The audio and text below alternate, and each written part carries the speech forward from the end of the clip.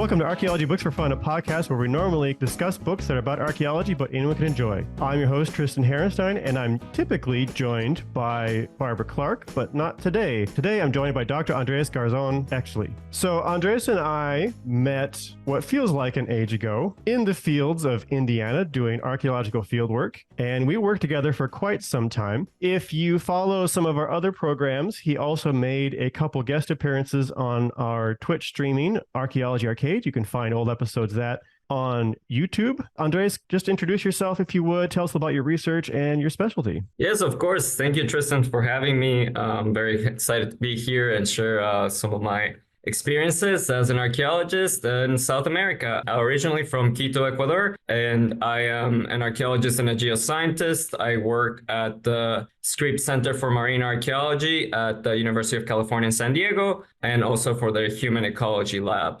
My main focus is on understanding climate change in the past and understanding how people dealt with the climate change in the past. Great. So if you've been following along with the podcast, and I hope you all have, you'll know that we just finished reading Stealing History, Tomb Raiders, Smugglers, and the Looting of the Ancient World by Roger Atwood. And this book deals with the antiquities black market in particular, and it uses Peru as a case study, though the author is very good about establishing that this is a worldwide problem. Peru is one, in this story, is one of the source countries. Then he also deals a lot with where these artifacts are going and who is doing the buying. Typically, at the point when they wrote the book, at least, was in the US and in Europe, and how that is part of this big system and this bigger problem as well. And as we were starting this book, I remember Andreas ages ago talking about artifact looting and site destruction he had experienced in Ecuador. And it occurred to me that it would be pretty fantastic to get some of his insight and his points of view on this. So I'm very grateful and very excited that he has agreed to join us today. Thanks, Tristan. Yeah, I mean, looting is a problem everywhere in the world because we have archaeology everywhere in the world because people have been pretty much everywhere in the world, right? But, you know, looting, it can be an incredibly gray area. Of course, you mentioned there are these large auction houses in France and in the US where like ancient artifacts are being sold for a great amount of profit. There's a whole antiquities market, and usually the more popular the culture, the more expensive things become. Of course, Peru being one of the centers of archaeological discoveries in South America, they're extremely popular and things go for a lot of money. In Ecuador, you have the same problem as well. Our archaeology goes back 10,000 years. We have some of the oldest pottery in the Americas. It's incredibly stylistic, beautiful pottery, so it does attract a lot of people's attention. Now, my experience with looters is not dealing with the kind of high-end people that purchase these artifacts beyond their borders for a ridiculous amount of money, and you know they do it to find themselves being more interesting for owning the past of other people, right? It is a problem that does happen within the country. Every country has an elite. Every country has social classes, and you know, people at the top tend to have the money and the power to acquire artifacts, to acquire antiquities. And this not necessarily is a nefarious act. It's not a mark in of in itself. It's just people throughout their lives encountering either people that sell stuff from their hometown or someone that had a collection and someone died and all of a sudden they don't know what to do with it, and it gets passed on to other people, to these local collectionists, right? It comes from a sense of like owning the past and finding yourself being more interesting by owning the past, and finding yourself being more of an individual or special if you like this kind of stuff. And in my experience, something interesting is that of these types of collectors, there's hundreds of them. Everybody in Ecuador, in Quito, Guayaquil, that has a little bit of money and time and resources to spend will have a tiny little collection in their house or a massive collection in their house. That's really how much archaeology there is in the country, which is kind of interesting because a few years back, I had an experience going to one of the local museums that has the biggest repository of artifacts in the country. They can't hold anymore. That's just how much stuff there is, right? So in a way, the country's not after people and after their their collections because it's a collectionist nightmare, right? It's hard to organize all this stuff. It's hard to preserve it. It's money, right? It's time, money, resources, and the country doesn't necessarily have that. So one of the alternatives that happened was about a decade ago, the government decided to officialize some of these private collections, right? And create a national inventory. So this national inventory lasted for about 6 years to 10 years almost, where archaeologists were well funded to go around the country and not only do an inventory of the sites and their state, but do an inventory of people's private collections and the artifacts and take pictures and number them and all that. So that was one way of bringing these types of collectors into the legalized sphere, right? Because you can't really fight against them. There's just too many. And honestly, you just don't want all that stuff back, right? Again, it's a collections nightmare. Now, something that I kind of wanted to mention too, regarding to looting and collectors is who's doing the looting that matters, right? Yeah, I mean, if you have sort of an industry and you have people that are not necessarily from a community or from the society that's near the site or are not particularly descendants of these people, yeah, it becomes a problem, right? Because it becomes systematic, it becomes destructive, and that has happened in Ecuador, of course, and it happens in Peru all the time. And usually what you get is just this completely destroyed landscapes, right? Of craters and poorly dug excavations and artifacts everywhere. And obviously people like that are going for what's special, right? In our view, I guess. The shiny stuff, the gold, the silver, anything that can be sold. But, you know, human remains tend to be in the way. So they tend to be thrown out. Pottery that's broken doesn't seem that valuable, so it gets thrown out. So it's a really destructive process, right? So that's something, obviously, I'm sure the books has talked about, and that is the worldwide problem. But yeah, if I can real quick, the author has done I think, a pretty good job of kind of differentiating between a few different categories of looting. There's like the farmer who sees a thing when he's plowing the field and picks it up, or someone on a hike and just sees something and picks it up, all the way to the extreme, like you described, basically the commercial antiquities black market, which is probably the real problem, I think, overall that we are facing. Yes, we want the other people to not be collecting stuff too, ideally, but the real problem is the people who are destroying other things for profit. Absolutely. And that other group of people who I want to talk to, I want to talk about the people that are plowing their field or building a well or a septic tank, and all of a sudden you find something. It happens all the time. And you know, a lot of it is in people's private property, and it's your private property, so you're allowed to do those things. But the one thing I want to kind of stress on this is my experience in Ecuador with when people find stuff, right? What tends to happen is these are all sort of like casual discoveries or impromptu discoveries, right? No one's setting themselves to actually dig archaeology. It's you're doing X activity and all of a sudden you come across archaeology and they're like, oh, cool. Most people are fascinated by the artifacts and they kind of want to know a little bit about it, right? So I usually get 10 people a season being like, hey, I found this in my field. I found this in my house. What is this? Where's it from? And all that. But they're not really collectors, right? Like I said, like they find the 3 or 4 things that they got in their house. They put it in a nice like shelf and it remains there, right? But a lot of these people, a lot of them are actually descendants from the same people who were part of the archaeology or who created the archaeology, right? And to me, at this point, as an archaeologist, you just cannot judge what the descendant community does with their stuff, right? If they want to dig it up and sell it, that is their own problem because it's not mine, it's theirs, right? That's who is the steward of the archaeology, really. You can obviously try to, you know, educate, give alternatives, like provide kind of value within the information that you can get with the artifacts and so on and so on. And obviously explain to not feed the market that is so problematic, right? But most people are just, they're casually discoveries. One of the things that I find really interesting that within these communities, usually you tend to have 1 or 2 or 3 people that are just fascinated by this stuff, right? By the archaeology. And that's something we can all relate to as archaeologists. I'm not gonna lie, even though I pride myself being an anthropologist and being community first and all that, I got into archaeology because of all the pretty stuff, right? It's really cool to find something that no one's seen for 2,000 years and like being like, wow, I'm the first one to hold this, or like seeing imagery or art that you've never seen before that maybe no one's seen before. Yeah, of course, there's a lot of value there, right?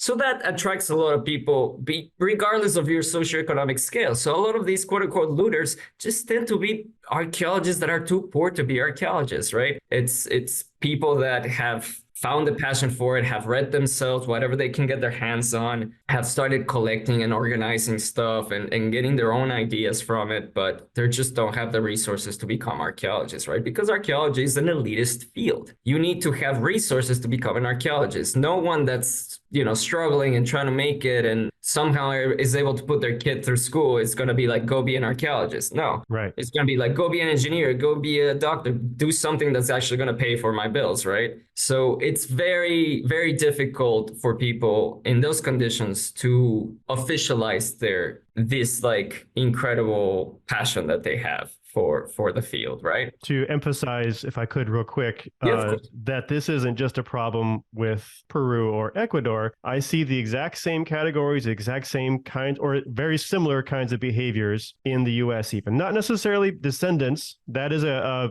key distinction, I think, in a lot of cases. But as far as like people just picking it up, giving it, think it's cool, they're excited about it. And like you said, we can work with people in that situation. We can talk to them about how do we record it? How do we maybe don't pick it up if you see it?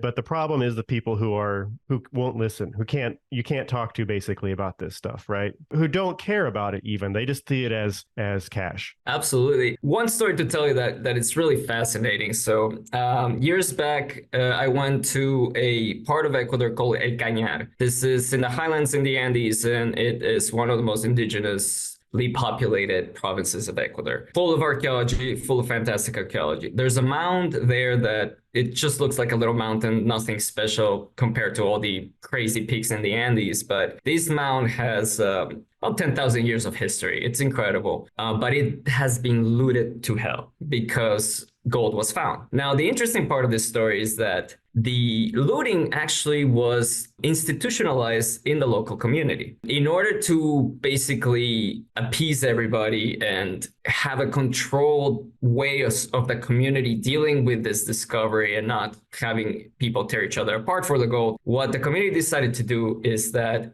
during Holy Week, during Easter, the town goes and systematically loots the mound. So every family gets a little plot of the mound and they can start digging, and hey, if you found gold, awesome. If you didn't found gold, crazy, right? So this has been portrayed in Ecuadorian archaeology as a what do you call it, as a problem, right? As a tragedy. But honestly, if you look at it, these are the descendant communities, one way or another. I know the Incas shuffled a bunch of people around, but they're closer to the descendant community than anybody else in the country, right? They're living on the sites every single day, and they are the stewards for it. So to me, I don't see this as problematic. Yeah, I mean the information is being lost and so on, but it's people getting into their own archaeology one way or another, and it's institutionalized through the community at a particular time of the year. So the rest of the year, people are like, get away from the mound, don't loot. Protecting it, interesting. Protecting it, right?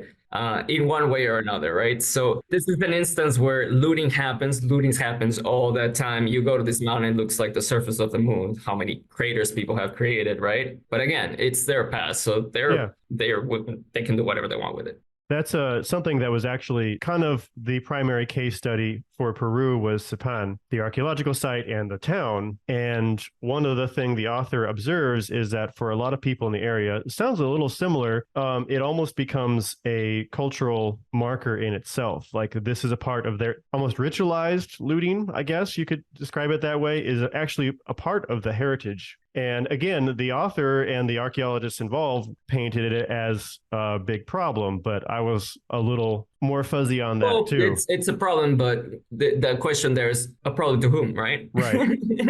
Yeah, exactly. And it's not for profit. It's almost part of that culture now.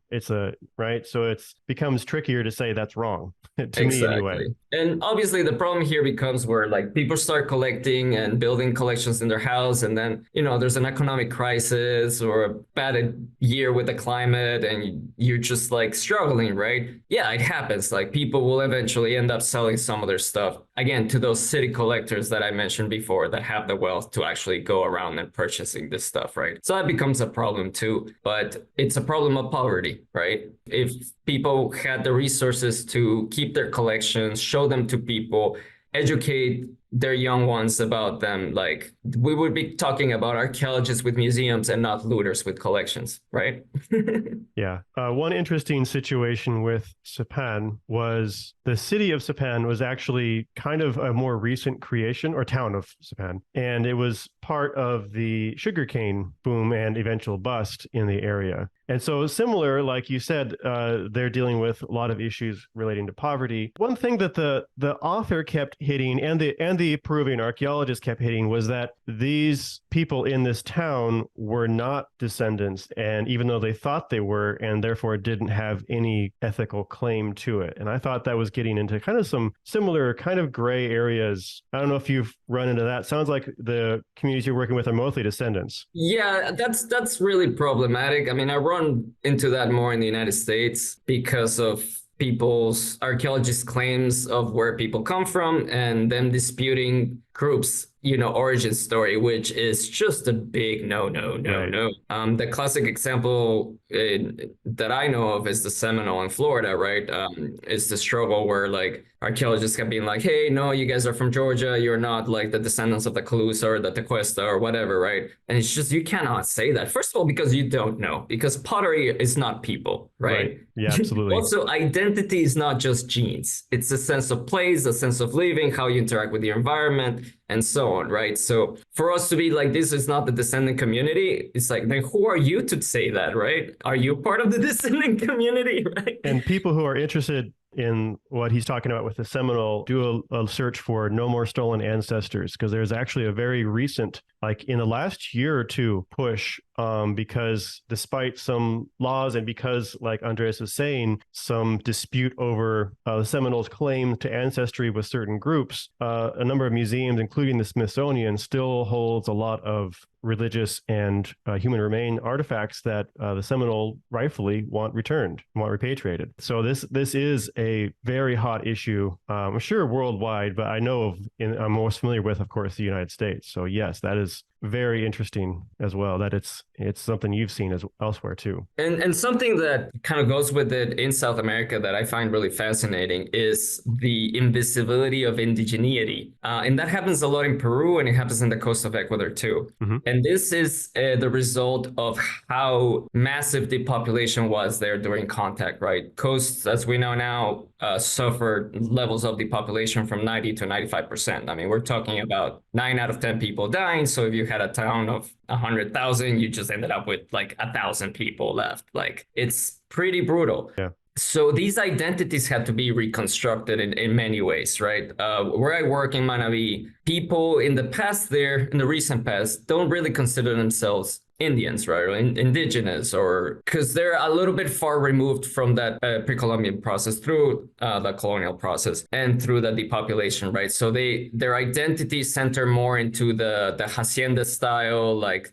working the fields, being a campesino and so on. And you get that a lot through the Caribbean and just coastal areas as well, right? Where you're trying to create a sense of identity, and that sense of identity it comes from colonialism, right? So even though these people are very much the descendant communities of what you see in the archaeology, and they're very much indigenous Ecuadorians within the social structure of the country, because Andean people and Amazonian people were able to keep their populations a little bit less untouched, right? Like the populations that was there were only about 60% and so on. So languages remained, a lot of traditions remained. So they are seen as indigenous. So you have, just by a matter of comparison, this change of identity, or being like, you're not indigenous. And this happens in Peru too, right? Mm-hmm. Even though Peruvians are like all mestizos and crazy amount of indigenous blood in there, like because of that kind of cultural process, then you're like, nah, these are not indigenous people, but they are. Yeah. Yeah, that came up a little bit, especially at the end. They were talking, and I'd like to get your thoughts, because we talked briefly about the Royal Tombs of Sipán Museum. Mm-hmm. But one of the things that came up a couple times, apparently, while that museum was being constructed, was this similar situation where they brought in someone to model to represent it, and it was a person was very light skinned. Susan Mensis, the wife of the archaeologist who kind of led the whole thing, just kind of lost her mind and went and found people to model for it and everything. It was actually kind of cool to see that being resisted a little bit, at least from what we're getting through the narrative. But it kind of highlighted that this is probably an issue, like you said, this is an issue. I can see that. Yeah. Yeah, this is really fascinating, and it's just like a heritage or a consequence of colonialism and neocolonialism and just American hegemony, really. For example, where I work in Manabi, for some reason, beauty pageants are like everything, right? Like you're a real town when you get a beauty pageant. I don't know why they adopted this, probably from the Americans, but it is just like, it makes you a town, right? But then the person that gets elected always is like the lightest skin one, right? Like for them, because of all the media that they're bombarded with, like the beautiful person is a pale person with blue eyes and blonde hair and so on, and not what they look like, right?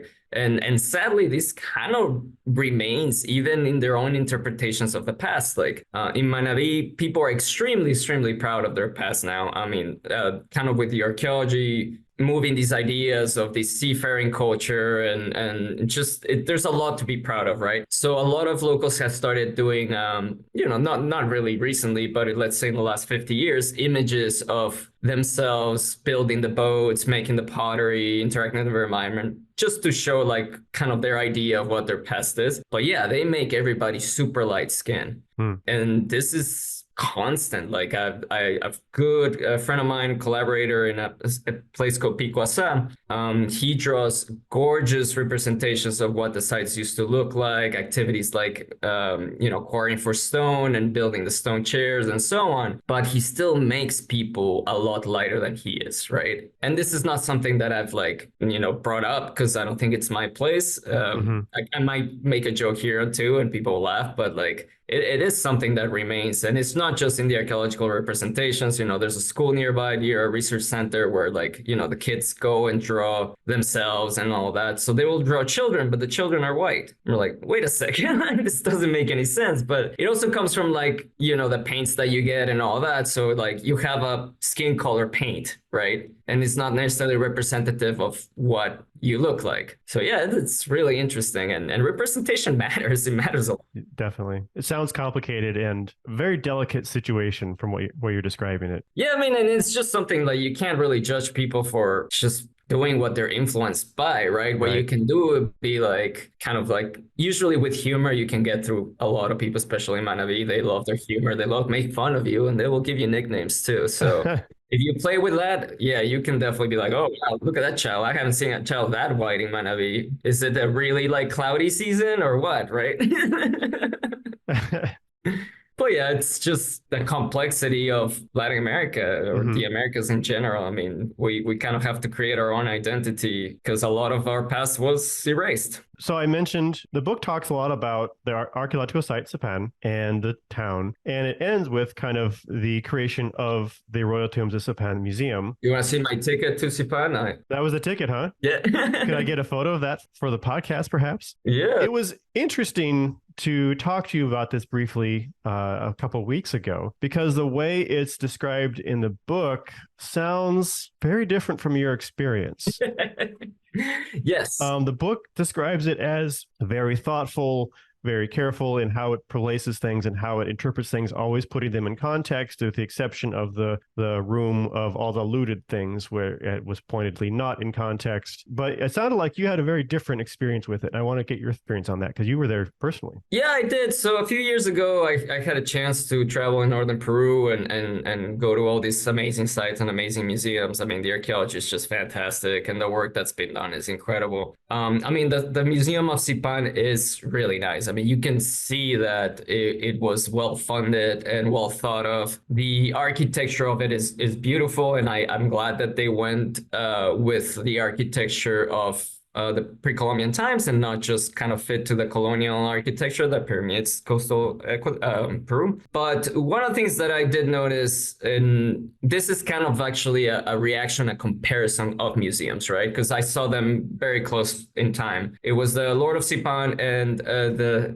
believe it's also called the Lord of Sipán, or it might just be the Sipán Museum. The Sipán Museum was put by the Japanese archaeologist Izumi Shimada. To me, as an archaeologist, I really, really like that museum. So in the Lord of Sipán, my experience was, yeah, I love the architecture. Obviously, the archaeology is incredible and the artifacts are really cool, but there's just an overwhelming amount of very shiny stuff. Like, obviously, that's what people want to see. They want to see the gold, they want to see the silver. So, yes, you just have all these like masks and pictorials and like, you know, like just everything of gold and silver. Yes, and it's fascinating, but it's just so much that it's overwhelming, right?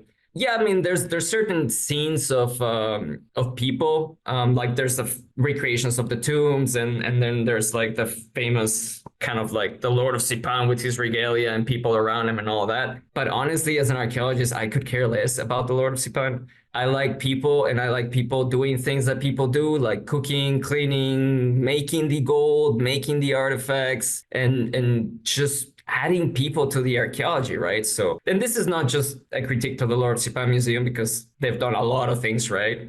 It's a critique to most museums, right? Because it's almost promulgating this obsession with stuff, right? That collectors do love. Collectors love this stuff. Collectors love going to museums like that because they're like, oh my God, imagine that in my house. That would look great, right? But in the Lord of Sipán or the Sipán Museum, you actually had very few incredible artifacts. I mean, there were a lot of very cool stuff, but they tended to be incorporated within everyday life scenes. So it's not just like dioramas and stuff like that. It was actually like life-size representations of people. But let's say if you're going to show the gold, then you show the process of actually smelting the gold and hammering it. And like you actually create the person's house and the furnace and like the tube where they blow in to make it really hot. Like all of those other things that you find in the archaeological context that may not be interesting to a collector, but for an archaeologist, it's really cool. And if you're actually going to show people living their life, you need to add all that stuff to that context, right? So that's why I found that museum really, really fascinating. Yeah, it just every kind of little room was a scene of everyday life with the artifacts integrated into people's lives, not the other way around. That's interesting. And I want to kind of emphasize too that the museum is 20 years old now. So it's possible. When did you go, by the way? It was 2018, so it's not too long ago. So it's possible it just hasn't aged very well even and is due for a refresh. Well, they definitely did a lot of things right? Yeah. Like the architecture, the fact that like you have this process of going up the museum that represents going up the layers of the pyramid and all those good things. Like that's all well thought out. And the exterior space is beautiful. It's a really nice museum, not gonna lie. It's just how you present the artifacts that it's something that, you know, like the National Museum in Ecuador used to do a lot. They had every single artifact from like, you know, the Paleolithic all the way to like contact of every single culture put in a room, right? So it would be overwhelming. It would be really cool, but like the third artifact, you are just done, right? Right. So they've moved a lot into a more thematic display. And the nice things about the thematic displays is that you can change them quickly and you can have your museum have life and not just be stuck in the same exhibit that we've had since the 1980s, right? Or something like that. Your point about wanting to see the process hits a little bit with the book as well, because the book talks a lot about the gold. But one of the things, and I didn't ended up showing a lot of it because it, you know, the gold is not what archaeology is about.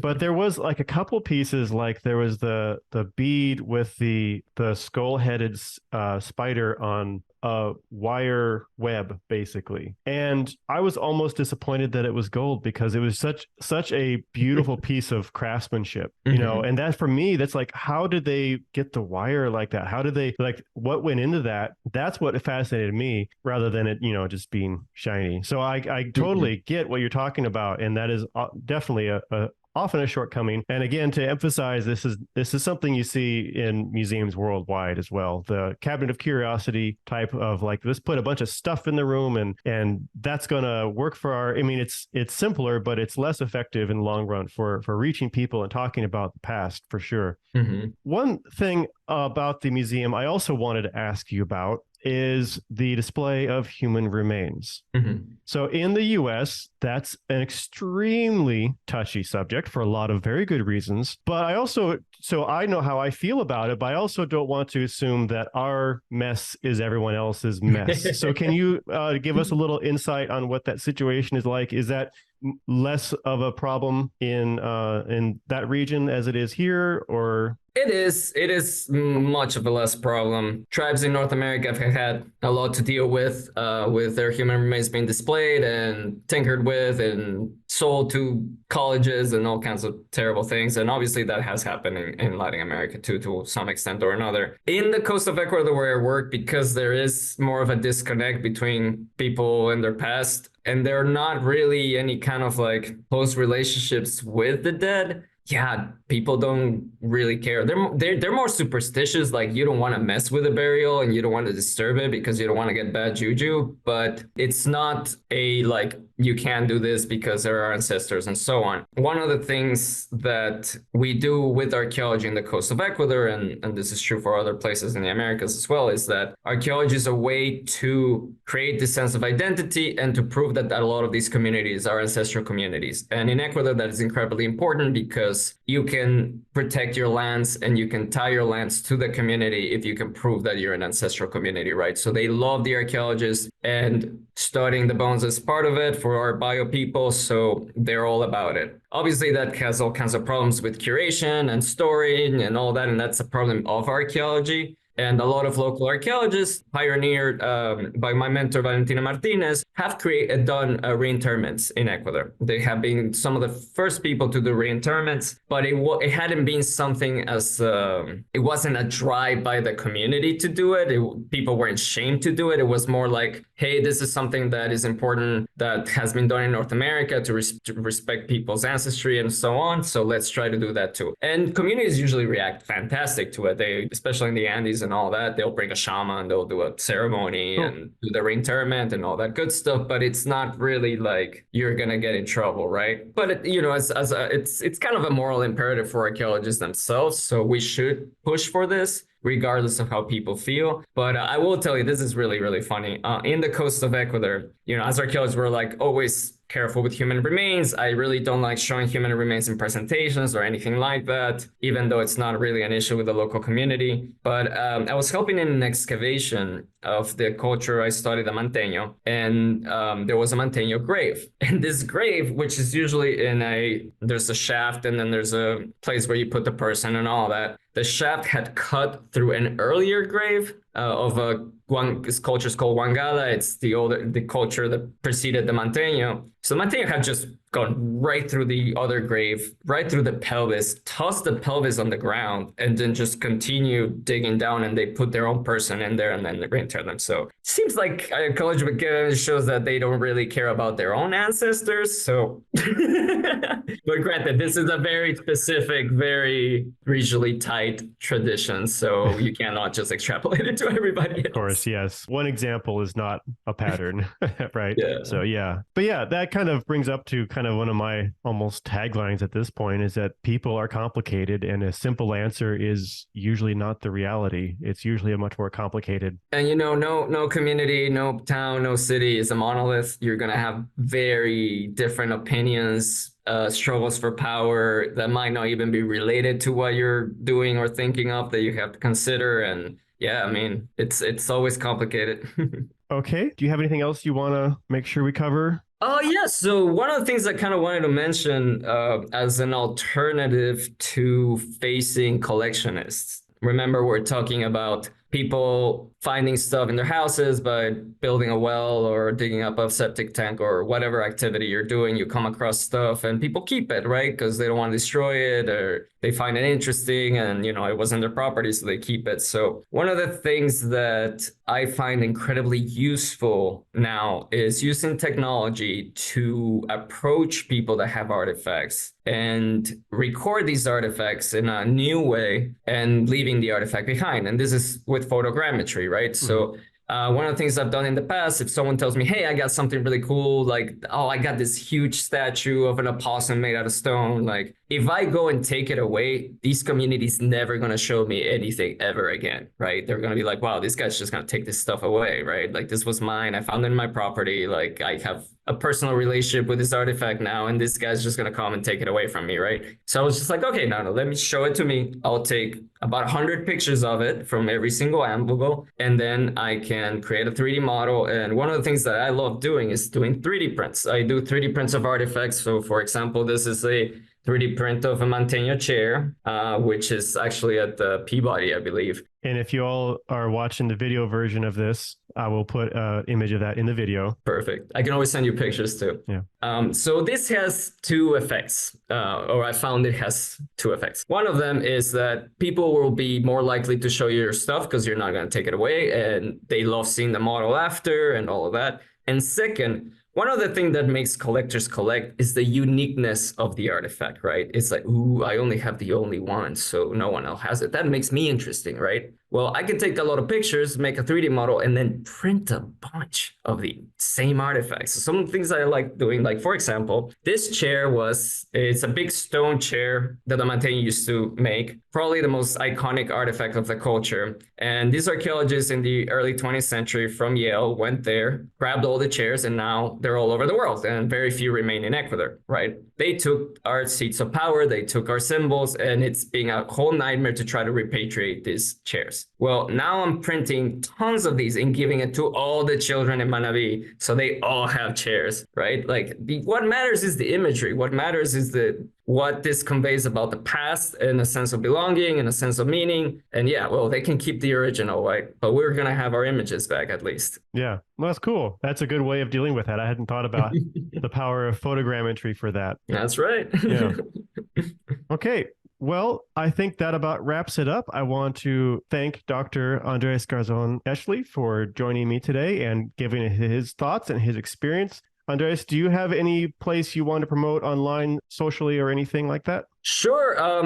If anybody's interested in maritime archaeology or marine archaeology or coastal archaeology, please check out the Scripps Center for Marine Archaeology, SCMA. We're in Twitter, we're in Instagram, I'm sure we're in Facebook, although I haven't seen Facebook in over 15 years, so who knows if that still exists. And you can also check out our website for our work in Ecuador. It's called CIM Salango, that's C-I-M, Salango, the name of the town, S-A-L-A-N-G-O, and that's where we have our 3D models, our photogrammetry of our museum. We have a little bit explanation of what we do, and we actually have the Minecraft game that we've talked about in previous...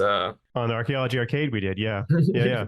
That's right. So please check that out. Yeah, great. And so you'll send me links for some of that if you would. That'd be great. And I'll make sure to get them included in the show notes. So yeah, I thank you. This has been a lot of fun. I've really enjoyed doing this kind of special episode. I think we might have to do some more interviews in the future at some point. And thank you all for listening. And I'll see you next time. Thank you so much, Tristan. It's always a pleasure. Take care.